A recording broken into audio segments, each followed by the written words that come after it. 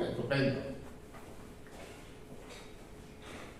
Bueno, Juan ha terminado prácticamente con San Juan 3:16, ¿no? Y evidentemente, en todos los tiempos, es el versículo no más importante de toda la Biblia, pero sí el más conocido. Y el que ha trascendido en camisetas de fútbol, como dice Juan, en pancarta, en luminoso, en toldo, en todo, ¿no? Pero precisamente yo quiero hablar del 17, el posterior. Y no por ser el 17 menos importante, que es un versículo muy importante. Jonathan, San Juan 3:17. Es el único que vamos a... Lo deja ahí fijo porque es el único que vamos a leer en la versión del 60, porque luego yo utilizaré otra que no tenemos en el ordenador. Vamos a leerlo. Dice, porque no envió Dios a su Hijo al mundo para condenar al mundo, sino para que el mundo sea salvo por él. Hoy vamos a hacer un pequeño inciso en Filipenses, aunque seguimos con el tema del Evangelio, ¿no? Y lo que nos enseña este versículo es que Cristo, Jesús, vino al mundo no a condenarlo, sino a salvarlo. Y yo me pregunto, ¿por qué cuesta tanto entender esto?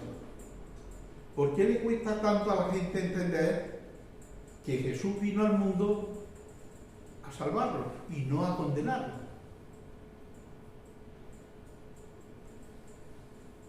¿Quién no ha ido a hablar de Jesús? Por lo menos en nuestro contexto, aquí en España, en nuestro contexto católico. ¿Quién no sabe lo que pasó con Jesús? Bueno, preguntar a la gente que dice, bueno, Jesús, sí, era el Hijo de Dios, que vino, lo mataron, y ya cuando parten de esa reflexión, lo mataron, ya no entienden a lo que vino Jesús. Y lo crucificaron en la cruz, y eso es lo que nos han enseñado. Y esto lo compruebo yo siempre que voy al mercadillo y hay la posibilidad de que alguien se acerque y pueda hablar con él, ¿no? La gente no entiende por qué vino Jesús. Mi familia no entiende por qué vino Jesús. Saben que vino Jesús. Posiblemente vino Jesús. Porque ¿quién estuvo allí? Es lo primero que dice. Y es lo mismo, y nos lo ha contado. Ya parten de la idea de que no confíen mucho en la palabra de Dios. Entonces, ese mismo problema lo tenían los religiosos de su tiempo, del tiempo de Jesús. Tampoco entendían a qué había venido él. Y nosotros podemos decir rotundamente lo que dice el texto. Porque no envió Dios a su Hijo al mundo para condenar al mundo, sino para que el mundo sea salvo. Está hablando Jesús, y está hablándole a Nicodemo. Entonces Jesús en primera persona puede decir, mira, yo no he venido a condenar al mundo, he venido a salvar. Y esto es lo que hay que entender, ¿no? Entonces Jesús, que se nos quede muy claro, ¿a qué vino? A salvar. ¿A condenar? No. Muy importante, es lo que enseña este versículo. Vamos a recordarnos la historia. No vamos a leerla porque nos entretendría mucho, pero todos la conocéis. Le traen una mujer a Jesús, lo escriban los fariseos, a una mujer que la pilla infragranti en el acto sexual de sorprendida en el acto sexual de adulterio. Estaba con un hombre que no era su marido.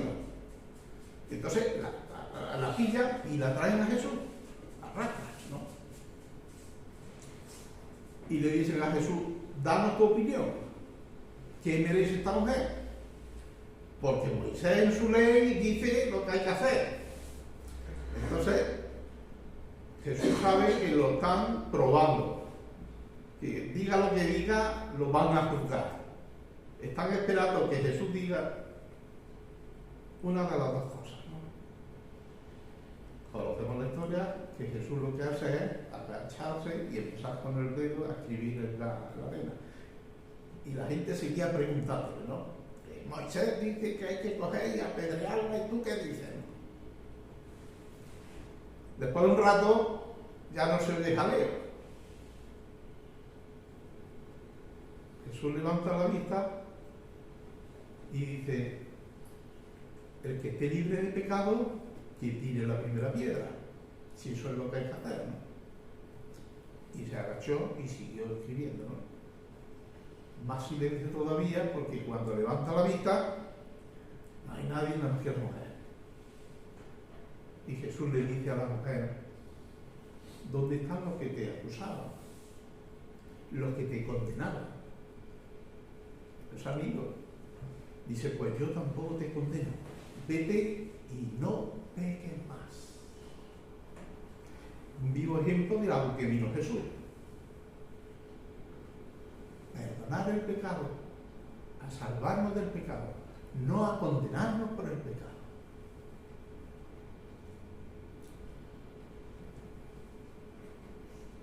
Ahora, cuando nosotros vemos esta historia, podemos preguntarnos: ¿es que Jesús permite el adulterio? Pero le dijeron a esta mujer: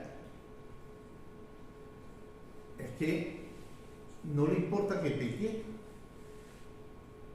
¿A Jesús no le importa que nosotros pequemos? Por supuesto que no, eso no dice el texto. Todo lo contrario. Para nada quiere decir Jesús que apruebe el adulterio. Es más, en las bienaventuranzas que nos compartió el viernes Juan Pedro, no siguió con ese texto, pero se quedó muy cerca, lleva hasta un nivel más máximo los mandatos o los mandamientos del Antiguo Testamento. Hoy vamos a utilizar la móvil Biblia, como dice Juan. Es que es una versión más moderna para que la entendamos bien, y entonces la tengo en el móvil. Mirad lo que dice.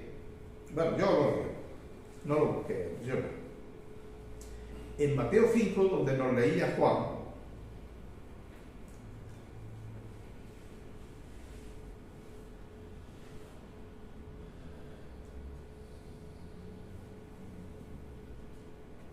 dice, está hablando Jesús: Moisés también dijo: no seáis infieles en vuestro matrimonio. Ustedes.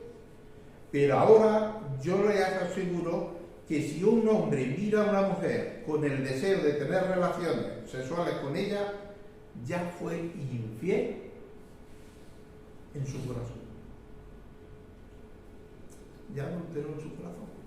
O sea que no es que Jesús esté dándole poca importancia al hecho de que la mujer estaba pecando. Al contrario, lo llevó bastante mal. Pero Jesús tenía un propósito cuando vino a la tierra, y era el de perdonar, no acusar y no condenar. Era no condenarnos por nuestros pecados, sino salvarnos de nuestros pecados. ¿Das cuenta lo que él quiere? Salvarte de tu pecado.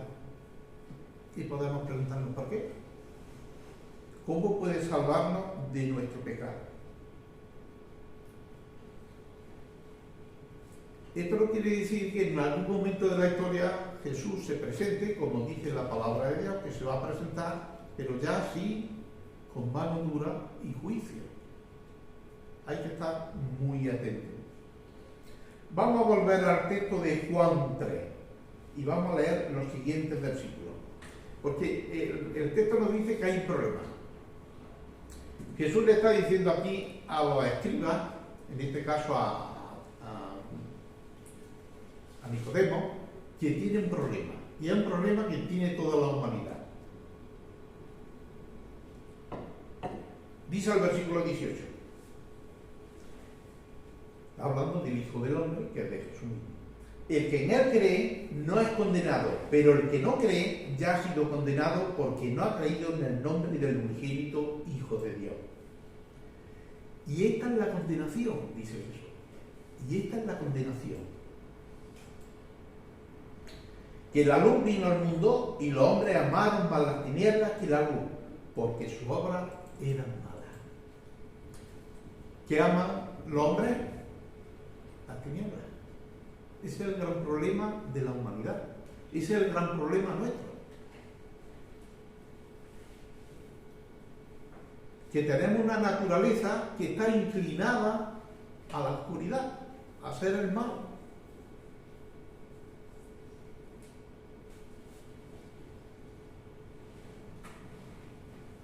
Y este versículo encierra una gran verdad, que amamos la oscuridad. Por eso es tan difícil que mi familia, que mis amigos, que mis compañeros sepan o entiendan por qué vino Jesús. Porque están inmersos en una naturaleza pecaminosa, de la cual es imposible salir de ella por tus propios medios.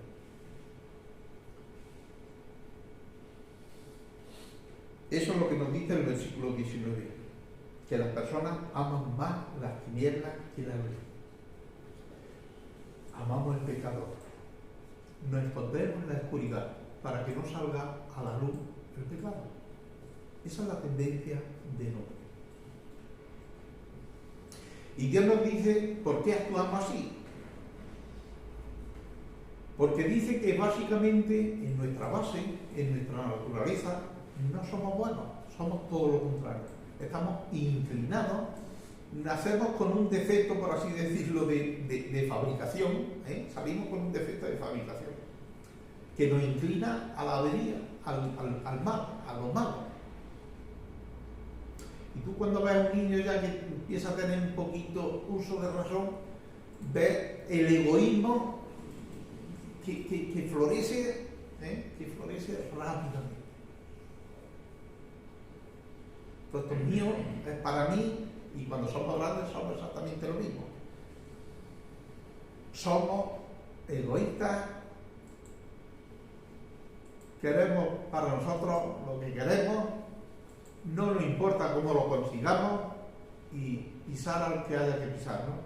Porque aunque le hagamos daño a quien sea, a nuestros seres queridos, ¿no? Pero satisfacernos, tenemos la necesidad de satisfacer nuestro egoísmo. Porque es el pecado. Es el pecado. Y alguien puede decir, yo no soy egoísta, yo no soy así.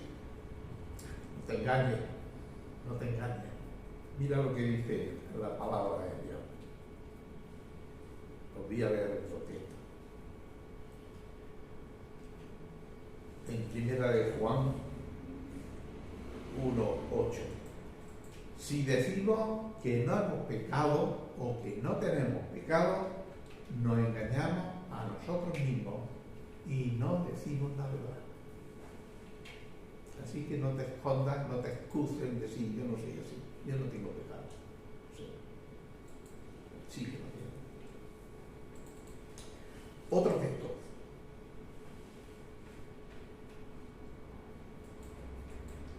Como consecuencia de haber nacido así.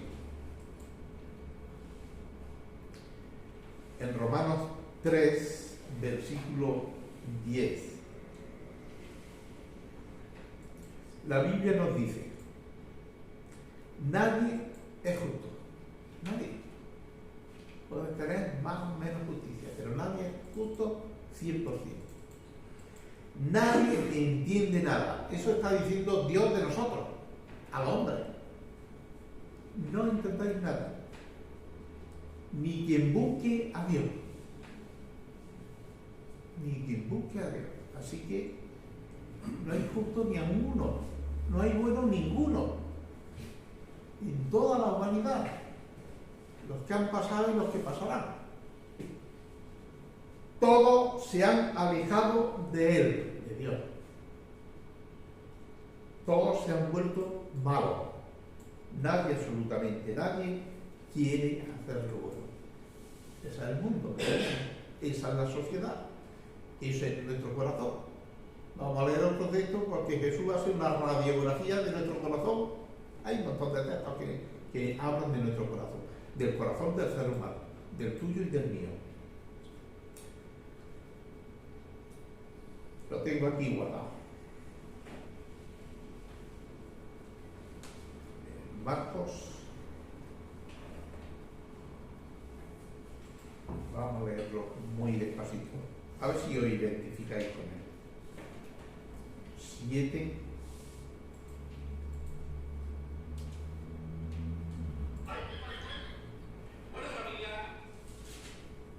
Eso.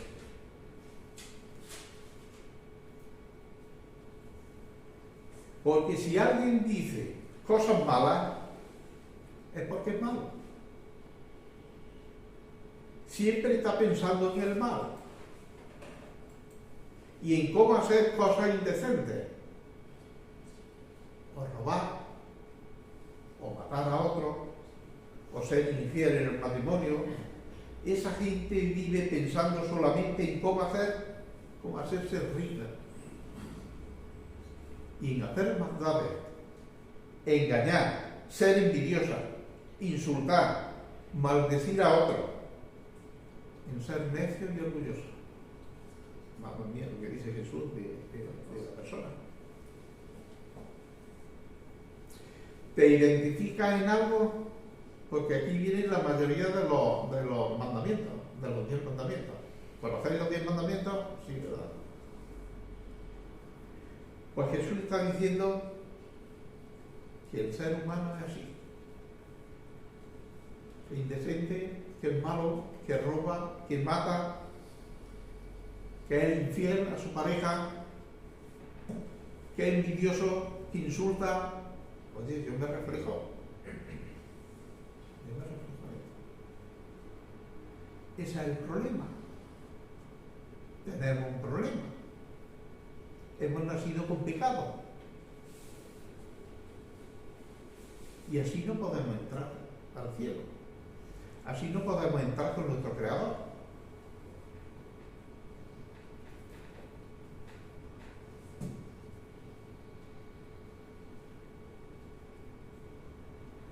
El problema es que incumplimos la ley, somos incapaces de cumplir los 10 mandamientos. Y Dios dice, con que falle en uno, porque podemos decir, bueno, yo no he matado a nadie.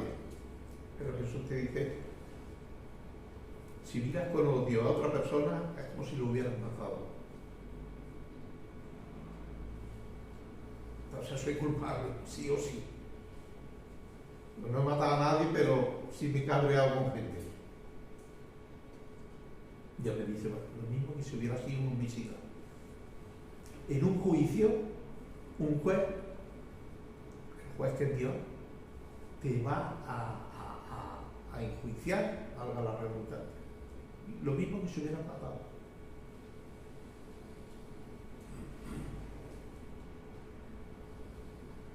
Y alguien puede decir, bueno, ¿y tan grave es esto? Pues sí es grave. Sí es grave, porque dice la palabra de Dios que está establecido para los hombres que mueran una sola vez. Y después de esto, el juicio. Nos vamos a presentar ante Dios. El que ha dictado estas normas, estos mandamientos. Y te va a decir, vamos a repasarlo. A ver dónde has caído. No estamos hablando de una salvación optativa. A mí no me interesa eso.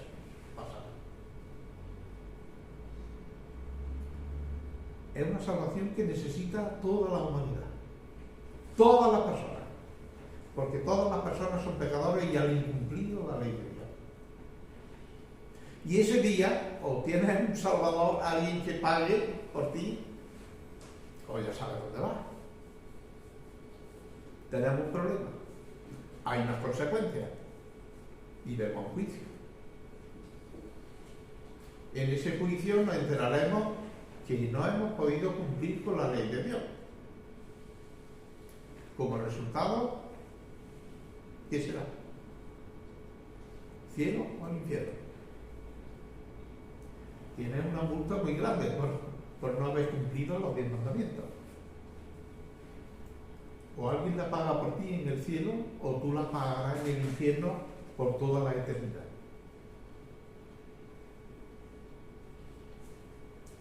Dice Romanos 3:23.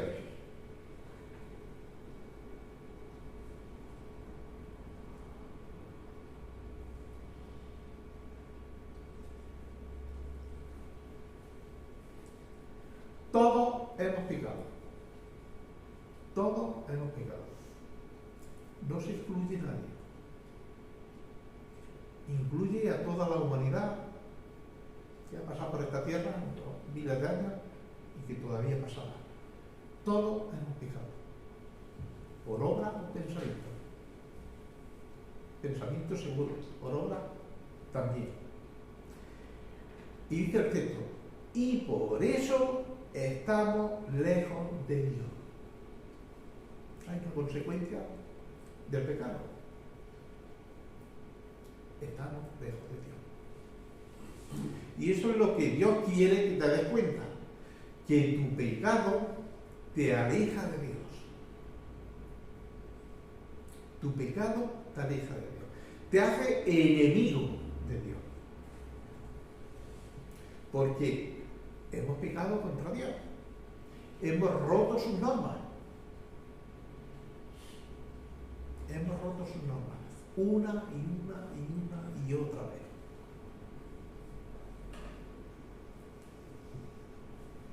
Como consecuencia, Dios nos va a juzgar con esas mismas normas. Y el castigo nos dice en Romanos, aquí mismo, muy cerquita, el capítulo 6 y versículo 23.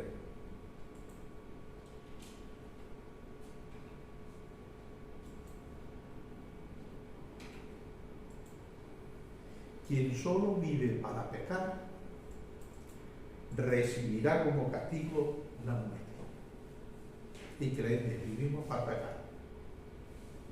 Somos pecadores. Y fallamos una vez, y un día y otro día. Pues bueno, Dios dice, pues el que vive para pecar, recibirá como castigo la muerte. No espera el día del juicio final, ya sabes que estás condenado. Nos lo ha dicho San Juan 3:17.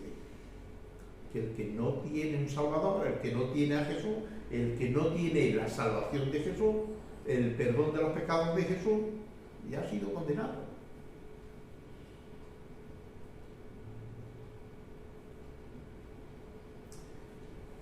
Entonces, si alguien no remedia esto, estamos perdidos, toda la humanidad. Pedro me está diciendo que he nacido con pecado, que estoy inclinado a hacer pecado y puedo dar fe de que hago el pecado, hago el mal, hago lo peor. Me daño a mí mismo, ya no solo a los que quiero, sino atento contra mí mismo. Me estoy engañando yo mismo, lo que decía Juan, ¿no? Decía, si alguien dice que no tiene pecado, se está engañando a sí mismo. Estoy engañando a Dios. No estoy haciendo lo que Él quiere.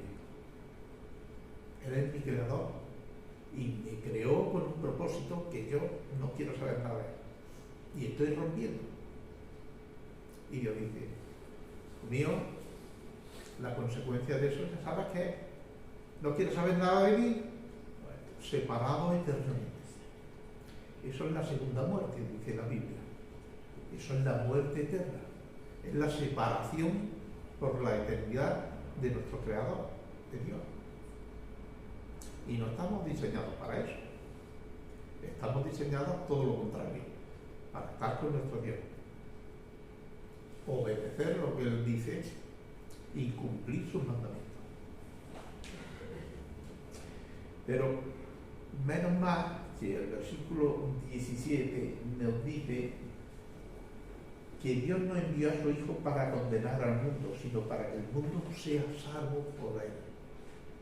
Esa es la buena noticia. ¿Hay solución? Tengo una inclinación al pecado, pero hay solución. Por mi parte ninguna, incapaz.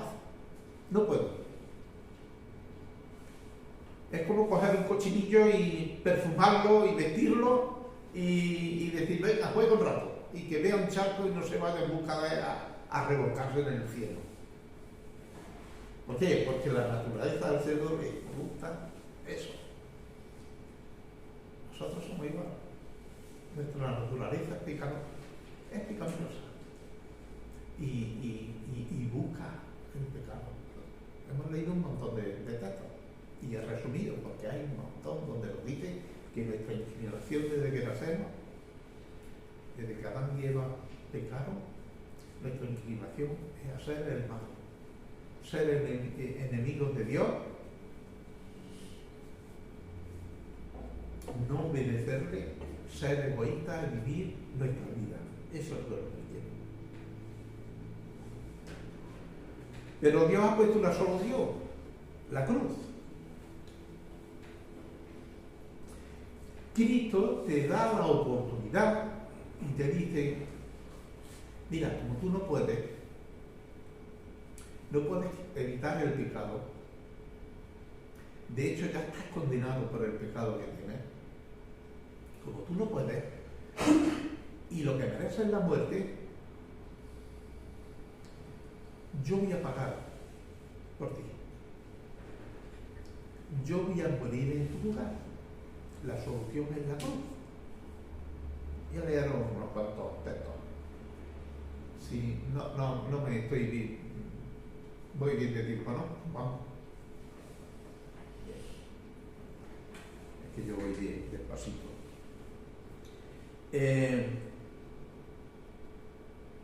Dice en Primera de Timoteo,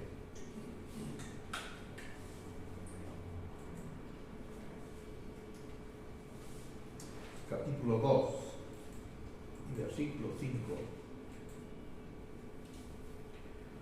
que solo hay un Dios. No hay más dioses, que veamos muchas religiones y nos hablen de un Dios y de otro Dios.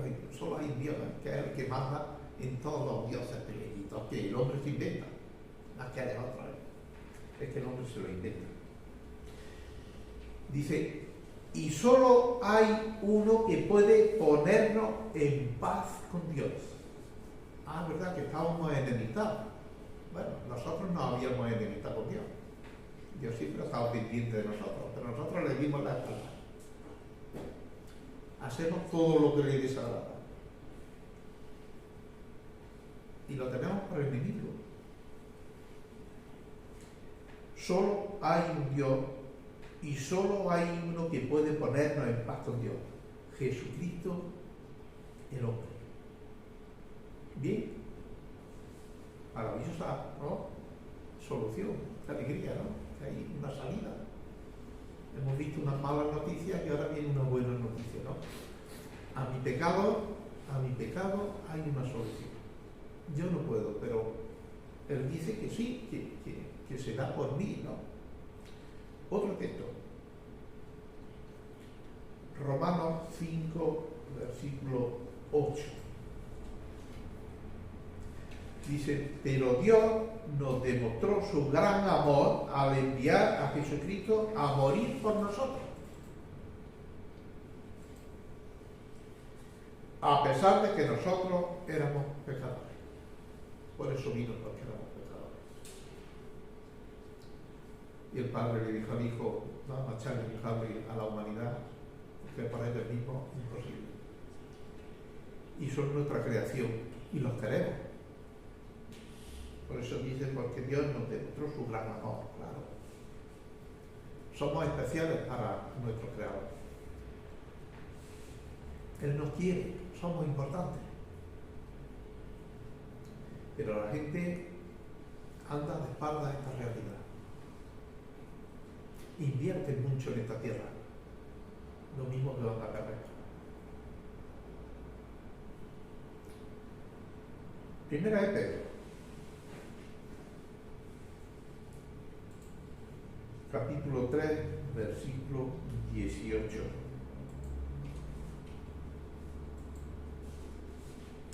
Porque Cristo murió una sola vez y para siempre, para perdonar nuestros pecados. Él era bueno e inocente y sufrió por los pecadores, para que ustedes pudieran ser amigos de Dios. ¡Qué buena noticia! Los que mataron a Cristo destruyeron su cuerpo, pero Él resucitó para vivir como Espíritu. Maravilloso. Maravilloso. La resurrección dio veracidad, podemos decir, a su muerte, a su obra. Bueno, hasta aquí hemos visto que tenemos un problema, que hay unas consecuencias, vamos derecho al infierno, pero que hay un remedio, Dios ha puesto un remedio. ¿Ahora qué vamos a responder? ¿Ahora qué vamos a responder? Nos toca a nosotros responder de una forma positiva, ¿no? Yo lo que te estoy hablando tiene que ver con tu pecado. Con tu pecado. ¿Y dónde te lleva tu pecado? Te lleva a la muerte. Te lleva a la separación de Dios de una forma eterna. No estamos hablando ahora del vecino de abajo, estamos hablando de tu pecado y de dónde te lleva ese pecado. ¿Cuál es tu respuesta? Pues pide a Dios, no quiero pecar más. No quiero pecar más. Quiero darle la espalda al pecado. Si eres espíritu, como hemos leído en este último versículo, quiero que vivas dentro de mí. Quiero abrazar tu salvación. Quiero creer y aceptar que tú diste la vida por mí en la cruz. Que estabas muriendo por mi pecado. Por el mío. Y cuando hacemos esto, Dios dice que nos da la capacidad para luchar y vencer el pecado. Hemos cantado antes, Cristo rompe las cadenas del pecado. Ahora el pecado nos tiene cogido que no nos escapamos absolutamente nada. Pero cuando Cristo viene en nuestro corazón, cuando nosotros decimos, realmente sé que has muerto por mi pecado, odio mi pecado, no quiero vivir más en el pecado. Hay un poder transformador que nos da la posibilidad de cambiar. Porque mira lo que dice la palabra de Dios. Puedes pensar que no se lo está inventando.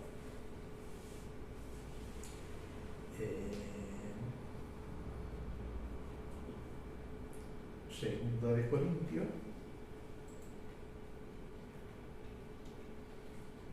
capítulo 5, versículo 17.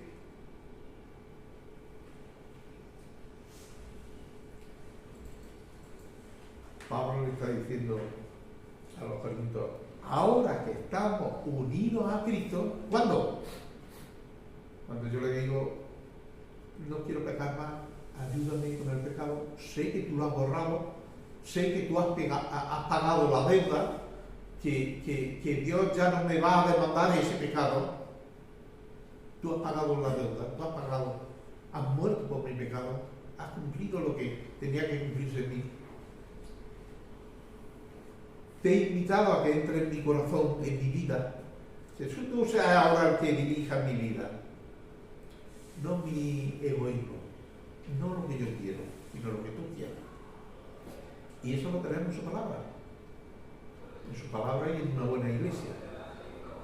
Que nos enseñe y nos comparta estas verdades, ¿no? Ahora que estamos unidos a Cristo, somos una nueva creación, dice. la antigua creación tenía el pecado mucho poder sobre ella. Pero ahora dice que en la nueva creación el pecado ya tiene el poder que nosotros queramos darle. El poder que nosotros queramos darle. Ya no nos toca. Ya tiene que pedir permiso a Dios para tocarlo. Pero a veces nosotros le abrimos la puerta. Tonteamos con el pecado, acariciamos el pecado y nos quemamos con el pecado. Pero ya no tenemos por qué. Dice, Dios ya no tiene en cuenta nuestra antigua manera de vivir. Es que yo fui, dice, ya no me acuerdo lo que fuiste, nos dice Dios. Sé lo que eres ahora. No te acuerdas tú tampoco de lo que eras.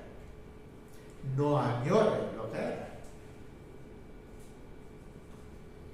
Sino que nos ha hecho comenzar una vida nueva. Y todo esto, dice, viene de Dios. Ninguno de nosotros puede otorgar esto, solo Dios. Antes éramos su enemigo, pero ahora por medio de Cristo hemos llegado a ser su amigo. Bonito decir, soy amigo de Dios. Y no darnos vergüenza de decir, soy amigo de Dios. Y nos ha encargado que anunciemos a todo el mundo esta buena noticia. Yo lo estoy haciendo esta mañana. Esta es una buena noticia. El Evangelio es una buena noticia. Por medio de Cristo, Dios perdona los pecados y hace las paces con todo. Ahora esto es como un indulto, como al preso que está pagando su pena en la cárcel y viene un indulto. Y el preso dice, pues no lo quiero. Y le dice, oye, pues para el indulto solo hay un requisito, que lo solicite. Ahí está. Mientras no lo solicite, no lo disfruta. Bueno, hay presos que dicen, no quiero el indulto. Estoy dejado aquí en la cárcel. Dios dice, Dios respeta nuestra voluntad. Dios respeta nuestra voluntad. Pero Él nos ofrece la solución, ¿no? Así que voy a terminar con un versículo que está en Gálatas, capítulo 4 y versículo 6. Ahora, como ustedes son su hijo, nos dice, sí, porque es curioso, porque a los que depositamos nuestra fe en Jesús, a los que hemos creído en Jesús, Jesús nos dice, oye, os doy el poder de ser hechos hijos de Dios, hermanos míos. Somos parte de su familia, somos familia de Dios. Ahora, dice Pablo a los Gálatas, como ustedes son su hijo, Dios ha enviado el Espíritu de su Hijo a vivir en ustedes, que es el Espíritu Santo. Por eso, cuando oramos a Dios, el Espíritu nos permite llamarlo papá, padre, papaíto. Así que cuando tú le dices al Señor, entra de verdad, y barre y limpia la casa y nos cambia de arriba abajo, nos hace nuevo y deposita. Bueno, Él viene a vivir aquí. Antes leímos en 1 de Pedro que mataron el cuerpo, pero que Él resucitó en espíritu. Entonces puede estar, antes cuando estaban en cuerpo no podía estar en el corazón de las personas, pero ahora en espíritu sí. Y cada uno de nosotros tenemos a Jesús dentro de nosotros. Démosle honra, démosle honor, obedezcámonos, demos la espalda al pecado, que tenemos el poder. Amén.